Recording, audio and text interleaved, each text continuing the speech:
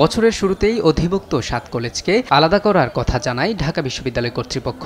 কলেজগুলোকে নিয়ে আলাদা বিশ্ববিদ্যালয় প্রতিষ্ঠার কথা থাকলেও দৃশ্যমান কোনো অগ্রগতি নেই। এমন পরিস্থিতিতে ইডেন মহিলা কলেজ কেটে সংবাদ সম্মেলন করেন ৭ কলেজের শিক্ষার্থীরা। এ সময় ১ মাসের মধ্যে নতুন সেন্ট্রাল ইউনিভার্সিটির অধ্যাদেশ জারি সহ ৫ দফা দাবি জানান তারা। মাননীয় পরিকল্পনা উপদেষ্টার আশ্বাসের প্রতি সম্মান রেখে এ সংবাদ সম্মেলন থেকে আমরা ৫ দফা দাবি তুলে ধরছি। আগামী ১ মাসের অর্থাৎ আগামী ১৬ জুন ২০২৫ খ্রিস্টাব্দ এর মধ্যে নতুন বিশ্ববিদ্যালয়ের অধ্যাদেশ জারি করতে হবে।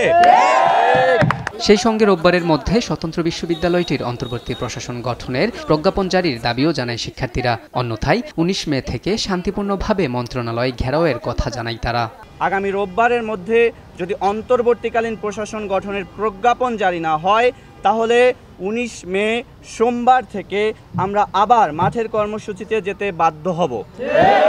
এছাড়া আগামী ৫ কার্যদিবসের মধ্যে ঢাকা সেন্ট্রাল ইউনিভার্সিটির রূপরেখা ও লোগো প্রকাশ এবং নতুন অর্থবছরের বাজেটেই নবগঠিত বিশ্ববিদ্যালয়ের জন্য অর্থ বরাদ্দের দাবি জানায় শিক্ষার্থীরা। অর্থ বরাদ্দ দিতে হবে। মোহাম্মদ আলাউদ্দিন, দেশ টিভি, ঢাকা।